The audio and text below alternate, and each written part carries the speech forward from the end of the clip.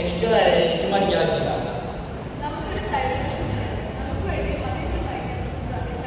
Cyber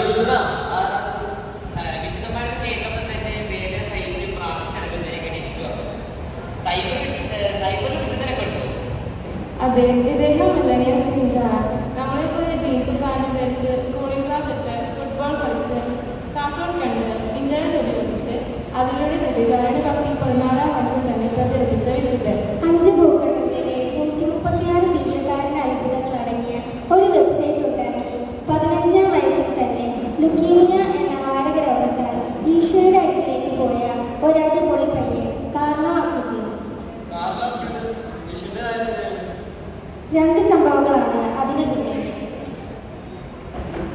വർഷം 2013 September 10 പടിഞ്ഞാറ് ഇറ്റലിയിലെ മാട്ടോ ഗ്രസോസ് എന്ന സ്ഥലത്ത് ആശുപത്രി. 10 വയസ്സുള്ള മാത്യൂസിന് കഠിനമായ വയറുവേദനയും എന്ത് കഴിച്ചാലും ഛർദ്ദിക്കും. മത്തേവൂസിന് പ്രോട്ടീൻ ഗുളികയും വിറ്റാമിൻ ഗുളികയും മാത്രം കൊടുത്താൽ മതി. ഡോക്ടർ, എൻ്റെ കുഞ്ഞിന് ഒന്നും കഴിക്കാൻ പറ്റുന്നില്ല, കുറച്ച് മുമ്പ് കൂടി ഛർദ്ദിച്ചു. മത്തേവൂസ് മെഡിക്കനല്ലേ, അതൊക്കെ ശരിയാണ്. ലൂസീന എൻ്റെ ക്യാബിനിലേക്ക് ഒന്ന് വരും. ലൂസീന, ജന്മന പാൻക്രീസിന് രോഗമുള്ളവരെ നമ്മൾ ചികിത്സ കൊടുക്കുന്നു. ബട്ട് പുരോഗമനമൊന്നുമില്ല. ഇനി നമുക്ക് പ്രാർത്ഥന മാത്രമേ രക്ഷയുള്ളൂ. ലൂസിയാന തിരിച്ച് റൂമിൽ ചെന്നപ്പോൾ അവിടെ അവളുടെ കൂട്ടുകാരി മറീന വന്നിരുന്നു. ലൂസിയാന, നീ എന്തിനാ വിഷമിക്കുന്നേ? ധന്യൻ കാർലോ അക്വിറ്റീസിന്റെ മധ്യസ്ഥത്തിൽ പ്രത്യേക പ്രാർത്ഥന നമ്മുടെ പള്ളിയിൽ നടക്കുകയാണ്. നമുക്ക് മത്തേവൂസിനെ കൊണ്ടുപോകാം. ദിവ്യകാരുണ്യ ഈശോയെ പ്രണയിച്ച ആ ദേവദാസനെ എനിക്കും വണങ്ങണം. ഒക്ടോബർ 12 കാർലയുടെ ജന്മദിനത്തിൽ അവർ മത്തേവൂസിനെ കൊണ്ടുചെന്നു. അവിടെ ആ പദത്തിൽ തൊട്ട് കരഞ്ഞ് അവർ രണ്ടുപേരും പ്രാർത്ഥിച്ചു. അമ്മേ, എനിക്ക് വിശക്കുന്നു. ഇതാ മോനെ, കുറച്ച് കഞ്ഞി കുടിക്കൂ. അവൻ അത് മുഴുവൻ കഴിച്ചു, ഛർദ്ദിച്ചില്ല. തുടർന്ന് മത്തേവൂസ് പറഞ്ഞു, അമ്മേ നോക്കൂ, ഞാൻ ഛർദ്ദിച്ചില്ല. കാർലോയോട് പ്രാർത്ഥിച്ചപ്പോൾ ഈശോയ്ക്ക് സൗഖ്യം തന്നു.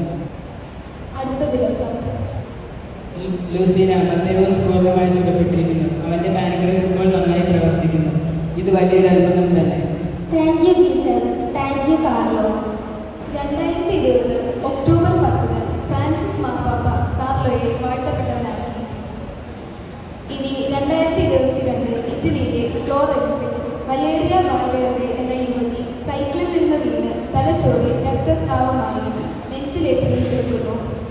അവളുടെ അമ്മയോട് ഡോക്ടർ പറയുന്നു, ലിലിയാന, വലിയ രീതിയിൽ നിന്നും അതിജീവിക്കുമെന്ന് തോന്നുന്നില്ല. വെന്റിലേറ്റർ മാറ്റിയാൽ മരണം സ്ഥിരീകരിക്കും. ഇനി നിങ്ങളുടെ തീരുമാനമാണ്.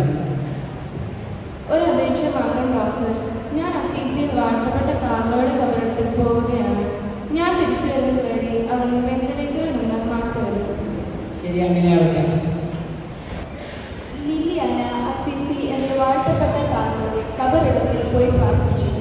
ലില്ലിയാന പ്രാർത്ഥിച്ചുകൊണ്ടിരുന്ന സമയം തന്നെ ആശുപത്രിയിൽ വാൽവേർഡെ സുഖം പ്രാപിച്ചു. ലില്ലിയാന തിരിച്ചു വന്നപ്പോൾ മകൾ എഴുന്നേറ്റിരിക്കുന്നത് കണ്ടു. ലിലിയാന ശരിക്കും ഒരു മിറാക്കിൾ തന്നെ. ഞങ്ങൾ സ്കാൻ ചെയ്തു, ബ്രെയിനിൽ ഒരു ഡാമേജും കാണുന്നില്ല. ഇതാ മോളുടെ റിപ്പോർട്ട്. നിങ്ങൾ പ്രാർത്ഥിക്കാൻ പോയ കാർലോ അക്വിറ്റീസ് വിശുദ്ധനാണെന്ന് എനിക്ക് മനസ്സിലായത്. ഈ അത്ഭുതങ്ങളാണ് വാഴ്ത്തപ്പെട്ട പദവിയിൽ നിന്ന് വിശുദ്ധ പദവിയിൽ എത്താനായി കാരണമായത്. അങ്ങനെ 2025 സെപ്റ്റംബർ 7 കാർലോ അക്വിറ്റീസിനെ മിലിനയിൽ സെയിൻ്റായി ലിയോ 14 മാർപ്പാപ്പ പ്രഖ്യാപിച്ചു. കാർലോയുടെ കുട്ടിക്കാലം മുതൽ സെയിൻ്റ് ആകുന്നത് വരെയുള്ള കാര്യങ്ങൾ ഈ ചിത്രകഥയിലുണ്ട്. വായിക്കണേ, കൂടാതെ ഫ്രണ്ട്സിനും കൊടുക്കണം. കാർലോ എപ്പോഴും പറയുന്ന കാര്യമുണ്ട്, സ്വർഗത്തിലേക്കുള്ള ഹൈവേ പരിശുദ്ധ കുർബാനയാണ്. അതൊരിക്കലും മുടക്കരുത്. ഈ അടിപൊളി വിശുദ്ധനെ നമുക്ക് മാതൃകയാക്കാം, മാനസം ഉപേക്ഷിക്കാം.